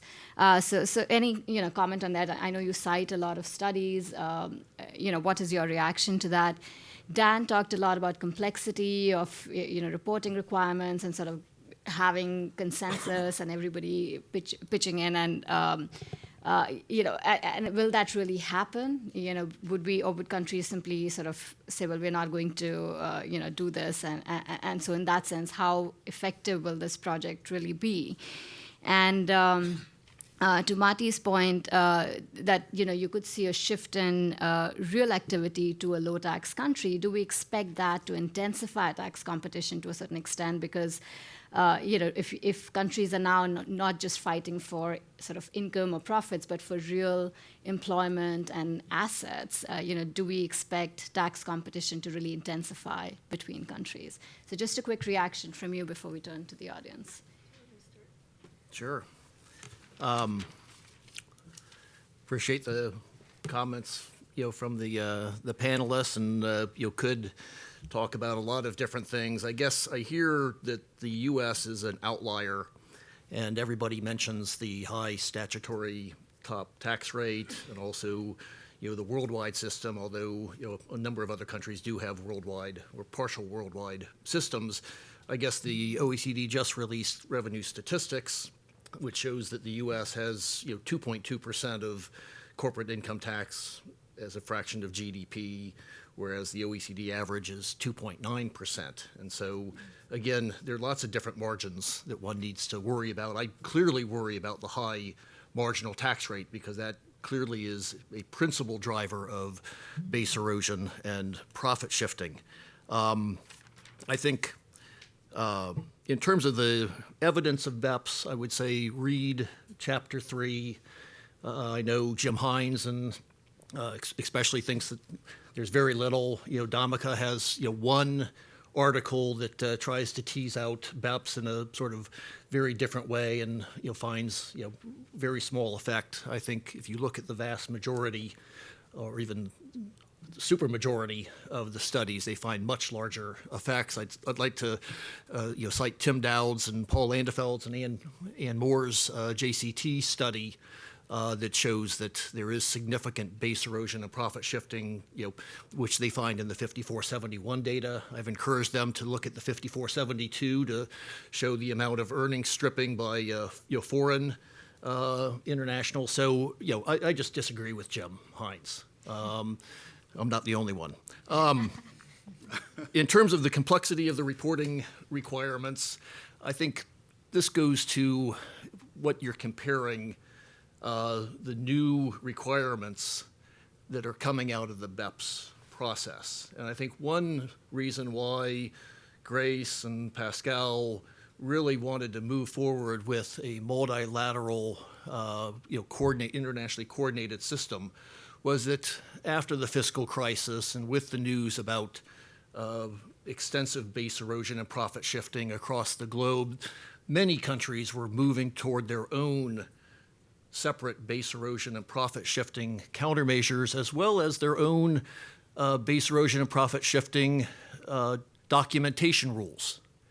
And I think that fortunately has was significantly diminished. There clearly are some examples of unilateral action over the last 2 years, but I think if you looked at what was going to be happening without the OECD G20 BEPS project, multinational corporations would have been having to fill out many, many different types of country-by-country reports. And so, again, part of it is what are you comparing it to? The compliance costs might be higher than currently, but it could be less than what would have happened in the absence of the multilateral coordinated Action 13. And I'm really fascinated with Marty Sullivan's new analysis of economic substance, and I think he is on to an important future analysis. And one of my impressions from having worked in this area for the last year and a half is that a lot of people think that these elasticities are immutable, and that there's lots of a high elasticity of intangible capital flowing across countries. But I think my reading of the literature is that it really depends upon what all the tax rules are. And if you have strict countermeasures, the elasticity of foreign direct investment, real foreign direct investment, is probably a whole lot lower than what people have found when they have just looked at the paper profits and paper foreign direct investment. And this goes to the automatic exchange of information advances that a lot of countries have been hesitant to raise taxes on personal income of capital income, dividends, and capital gains. And part of that was that there was a fear that high wealth individuals would shift their wealth out to other countries. And I think that with automatic exchange of information, that elasticity of personal tax evasion, let's not call it mobile capital, let's call it personal tax evasion, is going to be a whole lot lower in the future. And so I think, Marty, you're right in terms of looking at the behavioral effects and taking into account things like BEPS countermeasures and also the economic substance rules. Great, thank you. Let's turn to the audience. Sorry, Oh, maybe- Grace. I just wanted to just chime in on some of the questions you raised or your summary. And in particular about the consensus aspect of the project and also whether countries will actually implement this. I mean, on the consensus issue, yes, it was harder to achieve a consensus with a broader range of countries, but we did achieve consensus with this broader range of countries. There are some areas where we had weaker interest in issues like the CFC issue, so we didn't get as far as maybe some of us would have liked on that. We have set out options, as David pointed out, on things like treaty abuse measures, but this is not new in the BEPS project. In our model tax convention, in fact, you do have alternative provisions in the model tax convention. It's a model, but that is different from, say, other types of work that we do in the tax area, like the transfer pricing work. We don't set out options in that area and in the other work that we have done. So I think in the model tax convention area, that's just what we do. We will see in this new multilateral instrument, which is not going to reopen all of the issues that we've already agreed in the BEPS project. It's more, how do you construct something which is quite innovative, where you bring in these already agreed provisions and do it in a way that is flexible enough to allow as many countries as possible to use this vehicle, taking into account that there are, because we're talking about treaty provisions, there are some different options in certain areas. That's the big challenge we have there. But overall, I would say we did achieve consensus on the issues. I think we have brought greater clarity to the issues that we've addressed. And then in terms of who is going to implement this, well, I know there is some skepticism, but there is not just consensus at the technical level, at our working party levels and at the committee level, but there's also endorsement at very high political levels, both at the OECD Council and at the G20 at leaders level. And this will continue to shape the G20 agenda, certainly through the Chinese presidency. They have told us that for them, implementation of BEPS is key. And that is one of the things I didn't get to in my last slide, but we have committed to establish an inclusive framework, meaning bringing in as many interested countries as possible to work with us on the monitoring and implementation of all of the BEPS measures. So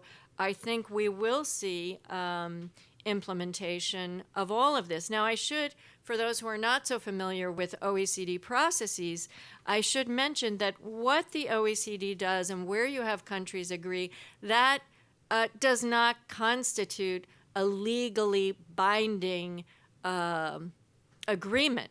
There still has to be implementation at national levels, and that will depend on whether legislation is required in countries for some of the measures, and in some cases it's not required. But overall, there is a strong commitment to implement these measures, and we're already seeing countries move forward. In January, at the end of January, we will have a signing of the Multilateral Competent Authority Agreement to enable the implementation of the country-by-country reporting. And already we've got 25 countries that have said, yes, they're going to do it, and I suspect by the time we get to the end of January, we'll have 40. So there is a lot of take-up, a lot of interest, and I think we will see the implementation of most, if not all, of the measures. Thank you. Okay. Let's start with the lady. Please introduce yourself before asking a question. Thank you. My name is Li Yang.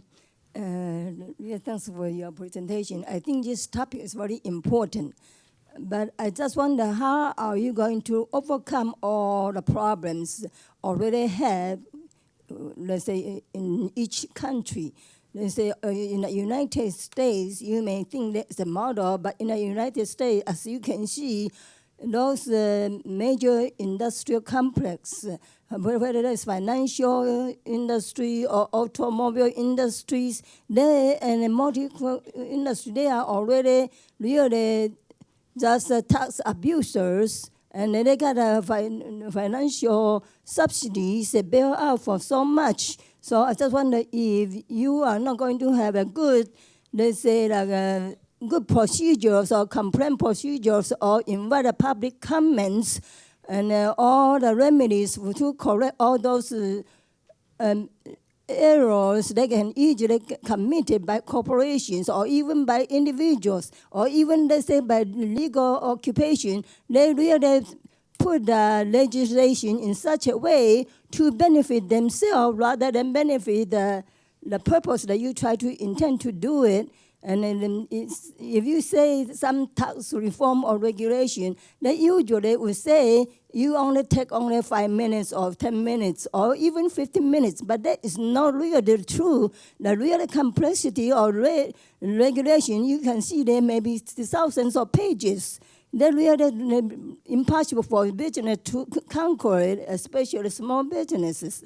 So how are you going to overcome all those? Thank you. Do you want to respond? Sure. Well, thank you for your question. I mean, we have throughout this process invited comments from the public, and I think the one slide said we had over 12,000 pages of comments, and we will continue to invite comments going forward. through the implementation and monitoring phase. So I think there will be an opportunity for the public to raise issues of particular concern, as you've mentioned. In terms of small business compliance, as Tom noted, the country-by-country reporting requirements really only hit about 9,000 companies globally, so small businesses are not affected by these reporting requirements. In terms of businesses, I think what you said, that they are tax evaders, and that there should be an opportunity for people to point that out. Actually, there is an OECD process that is separate from the BEPS project for people to raise issues, and that is under the OECD guidelines for multinational enterprises. There is something called a national contact point in each country, and I believe the one for the US is in the State Department, where NGOs, citizens, anyone can go and say they think that a company is violating the rules in the M&E guidelines, and there is a tax chapter in the M&E guidelines. It is the shortest chapter in the M&E guidelines, but it refers to complying with the tax laws, including the letter and the spirit of the tax laws. So there is a mechanism by which people can raise issues about specific companies.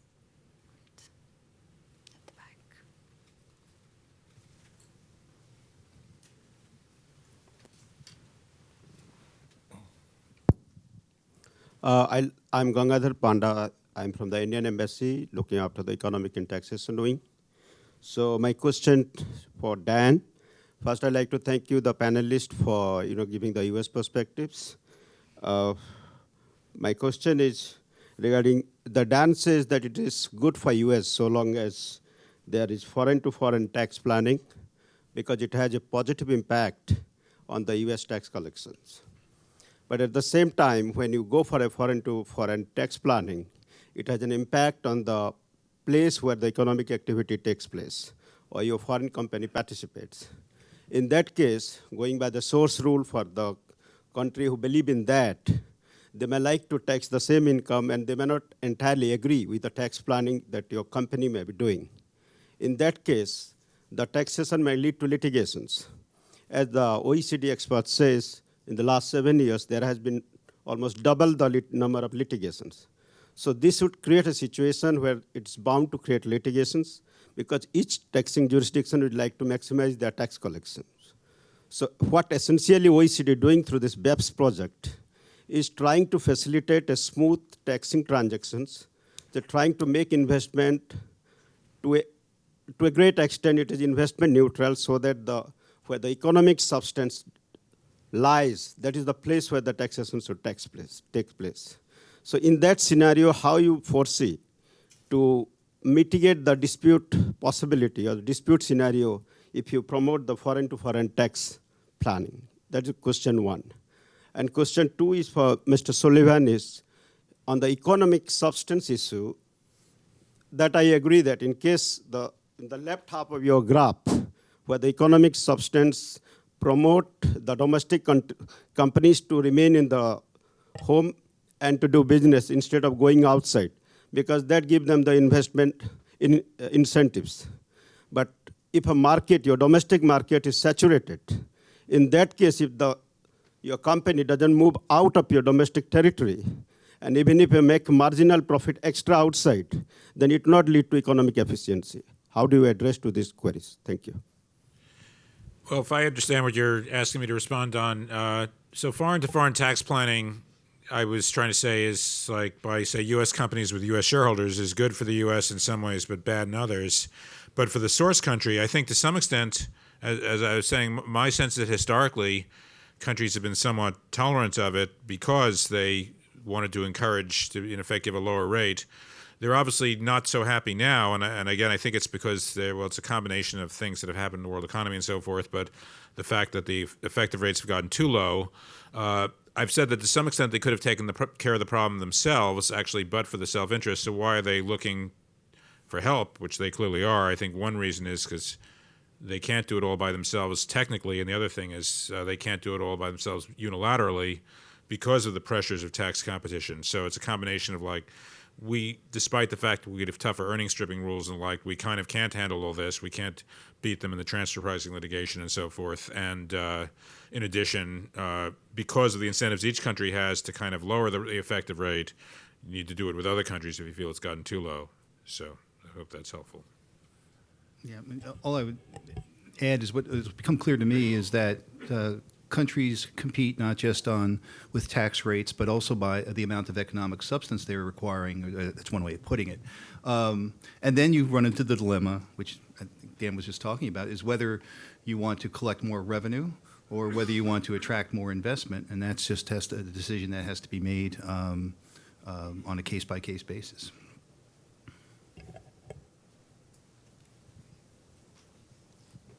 Do I need to get up? Karthikeya Singh, I'm a principal at PricewaterhouseCoopers. My question is to Grace and Tom, and it's really how do you estimate or quantify the counterfactual to BEPS is my question, and the reason is that you mentioned that the OECD's objective is not to preclude tax competition. Tax competition between jurisdictions is the fact of life. What I think you want to see is altering the rules of the game so that tax competition follows certain standards, and the cornerstone of those standards being economic substance. And I think it's fair to say, obviously, that in that kind of a regime, there would be behavioral responses from multinational enterprises, and there would be behavioral responses from taxing authorities with respect to the nature of tax competition, right?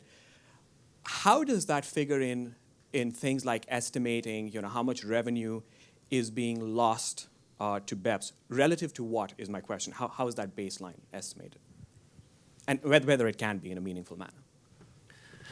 I think people can always make estimates, like the Yogi Berra quote on predictions, and hopefully what you do when you're at the Treasury or at the Joint Committee on Taxation or in a finance ministry in any country is you try to work with the available data and with standing on the shoulders of the people who have done the work, and you give it your best shot. You lay out all the data and all the assumptions, and hopefully the estimate will be reasonable, given those limitations, and can be improved over time. When I got to the OECD in May of 2014, people were going around in circles trying to figure out what the countermeasure or counterfactual was in terms of a world without BEPS. And in Chapter 3, we talk about several different types of counterfactuals, and ideally you would have that nailed down. But I think when we look at the empirical studies, and they're looking at the shifting of income when it's unrelated to real economic activity, you don't have to come up with a counterfactual to be the baseline. You can just look at the delta in terms of the change. And that's what we have done. It's a very large range. There's lots of uncertainty. We need to improve an awful lot more in terms of the data because, again, the so-called global database essentially doesn't include any U.S., very few U.S. companies, because U.S. companies report on a consolidated basis rather than on an affiliate basis. It doesn't include most of the companies that are operating in developing countries in Latin America or Africa. And so you rely upon the multitude of elasticities that look at shifting of income relative to corporate tax rates. It doesn't take into account differences in R&D tax credits. Doesn't do a real good job of separating out changes in income shifting from tax rates versus real economic activity, but they do show that there is significant movement coming from transfer pricing, coming from the strategic placement of interest in high tax countries. There's evidence in terms of treaty abuse, And I think we actually are conservative in terms of the 100 to 240 billion, which is 4 to 10% of global revenue. But I think that shows that it's not an insignificant problem, and really would welcome people doing a lot more, building upon what we have done.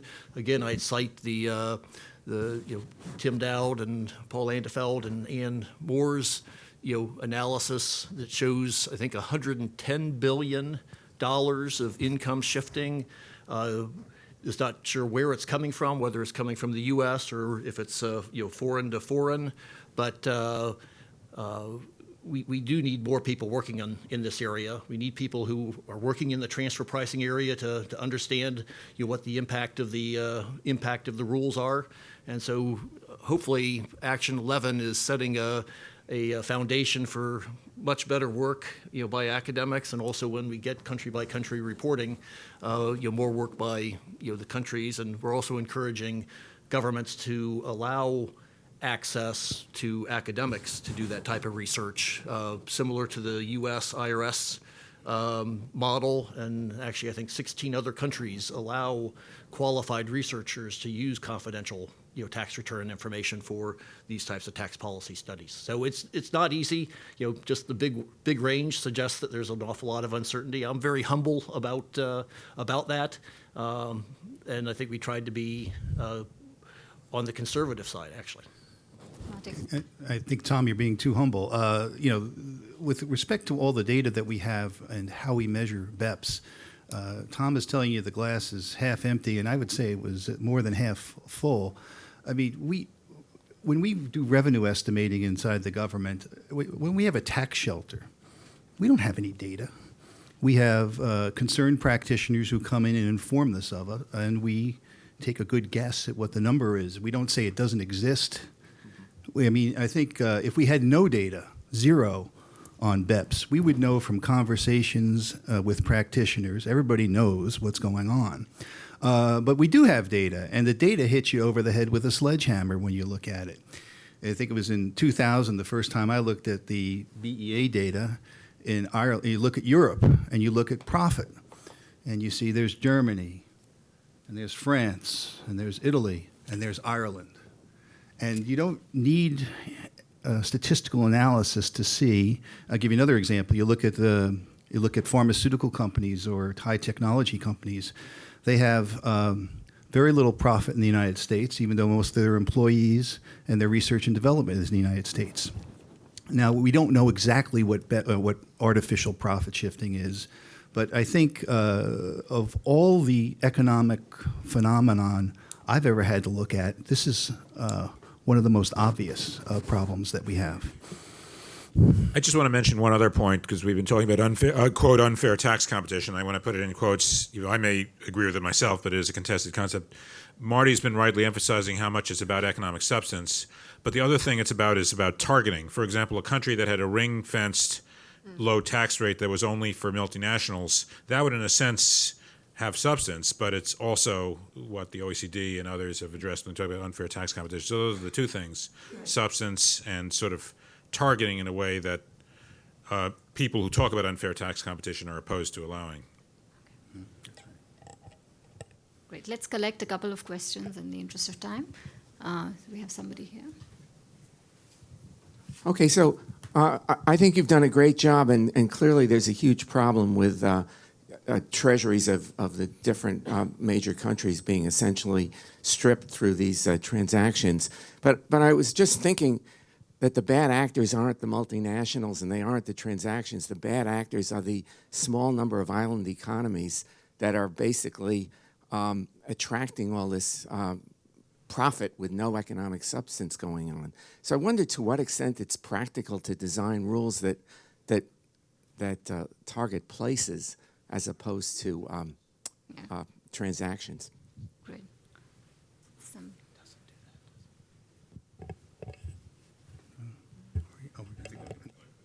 Yeah, we're just collecting a few. Emil Sunlight. First, Tom and Grace, that was a wonderful presentation. And I was a BEPS doubter, and I've moved quite a ways. I think our I comment the panelists, I think, were maybe too negative. I didn't stress some of the good stuff. But, you know, and along Eric's line, I spend most of my time working in developing countries, usually resource-rich developing countries. You know, and you don't need a principal from Price Waterhouse to do the planning or a partner from another accounting firm. You can take a manager, not even a senior manager. You set up your little subsidiary, buying, selling subsidiary in Singapore. Hard transfer pricing problems when they supply inputs to a mining operation. You get one bad treaty. All you need is one bad treaty with the world. Too long, the OECD, you know, worried about double taxation only, and you know, and discovered, you know, there's gambling going on here, and that there's no taxation, and you know, again, you just route this thing through it with one bad treaty. We have interest that is deductible, saves a lot of money, particularly when you have high resource rents, and you're deducting it against, you know, resource rent tax in that context, and off it goes and never pays tax. And I think actually some of what this BEPS is doing is going to help these developing countries. But there hasn't been a tax agent born in these countries that is going to be able to make an adequate transfer price adjustment. And if they hire 2 economists, the multinational will hire 20. You know, and you talked to, and there's great quotes from the Australians about the battles over transfer price. Anyway, I think we got a step in the right direction. I'd just like to hear a little more positive from the panel, and particularly in the context of where we've been just really taking advantage, in my view, of many countries that are resource-rich and poor, and this resource can only be produced once. Great. And one last question, and then we can have panelists respond. Hi, my name is Dylan Rasir, and I'm from the Bureau of Economic Analysis, which is the agency responsible for GDP. Under international guidelines, we're required to include transactions within multinationals, which includes transactions with foreign affiliates that have no economic substance. And there's been some intimation of problems in statistics up on the panel today. My question is really about country-by-country reporting. When this was first introduced, there was some concern that it was suggestive of formulary apportionment, and there's some resistance there. I'm wondering, are there concerns, and there hasn't been much talk about formulary apportionment specifically, but we have been talking about estimates. Is the concern with formulary apportionment a simple policy concern that it's going to affect allocation of capital and resources around the world? Or is it a measurement issue and it comes up with the wrong answer? Because when we apply formulary apportionment to our we have a lot of multinational data at BEA, we come up with a little bit different answer for GDP when we apply formulary apportionment relative to a method of separate accounting. Thank you. Great. Let's, do you guys want to? Maybe I'll start. Maybe I should start with thanking Emil for his endorsement of the BEPS project. Emil used to be a CFA delegate years ago representing the IMF, and I didn't know he was a doubter, but I'm glad that he's now supportive of this. But in terms of the first question about targeting places rather than actions or activities, I mean, I think that's a very difficult proposition to just target a country flat out. What you need to do is target behaviors and, you know, what is considered good or bad competition. And that's what we've tried to do through our work on harmful tax practices by focusing on things like ring fencing, transparency, the nexus approach, which is a new part of that work. But I can't see us targeting countries. Even if you could agree that at a technical level, I can assure you that at a political level, it is impossible because every country has their special interest, other little country. And so I don't think targeting specific countries is going to work. In terms of developing countries and how this affects them, in fact, because developing countries rely more on corporate income tax as a source of revenue, this work is far more important to them in some senses than for developed countries. In terms of their capacity to implement a lot of what we are doing, as Emil said, I mean, you don't need sophisticated tax planners. In developing countries, they're not doing hybrid mismatches to do their tax avoidance because there are much simpler ways to avoid taxes in developing countries. On transfer pricing, we are providing a great deal of assistance, as is the IMF and the World Bank, to help build capacity. In July, we launched the Tax Inspectors Without Borders initiative jointly with the UN, where we go in and work side by side with the transfer pricing experts in developing countries to help them. And that has produced very substantial positive results already in countries like Colombia, in Kenya.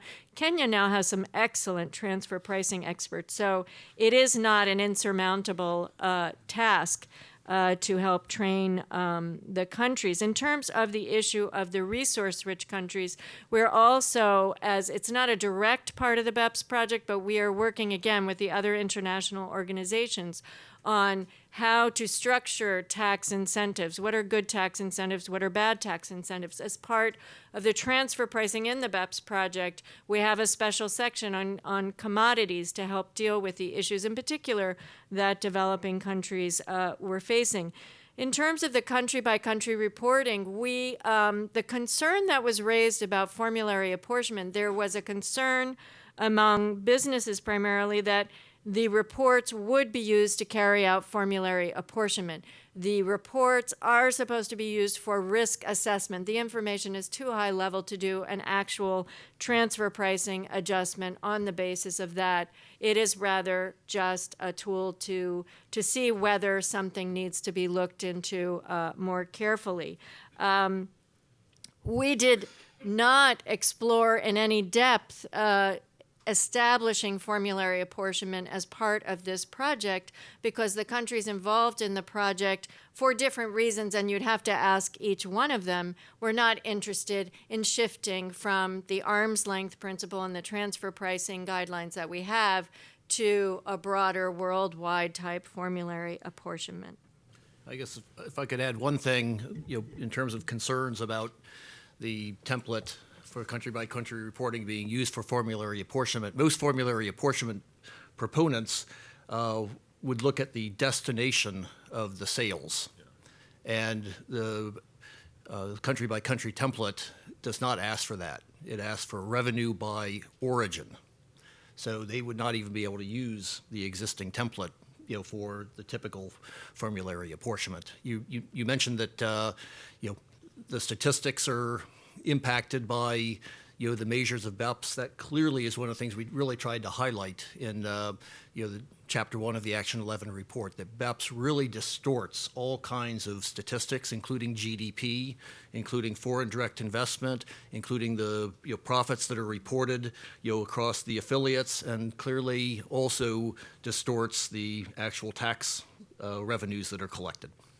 Just two quick points. First, when Emil says I'm being too pessimistic, I hope he's right. When I hear Grace explain what's happening in other countries, she knows more about this process. Sitting here on the panel, giving my views, obviously she knows more about what's going on in other countries than I do, so I hope that's right. I think the reason for my pessimism is possibly just being in the U.S.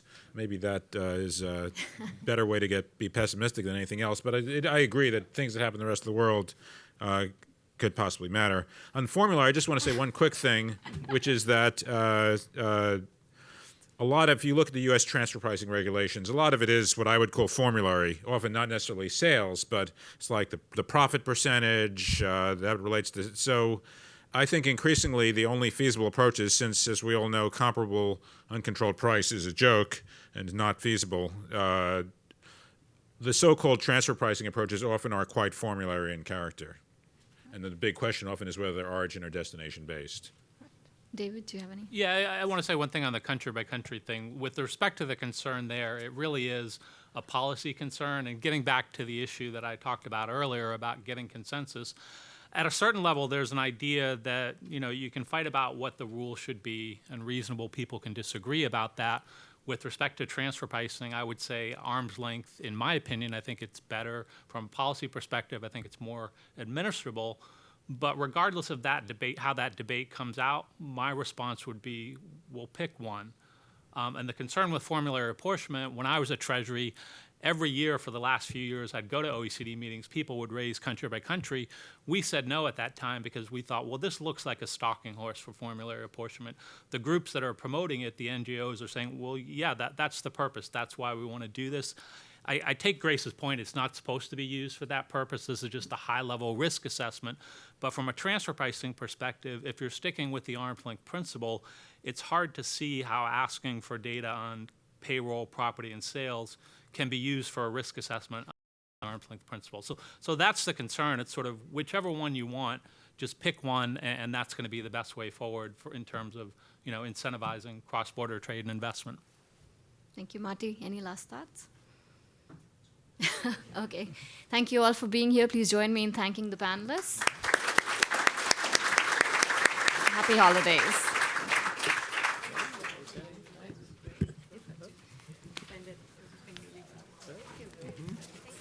Thanks very much for having us. Yeah.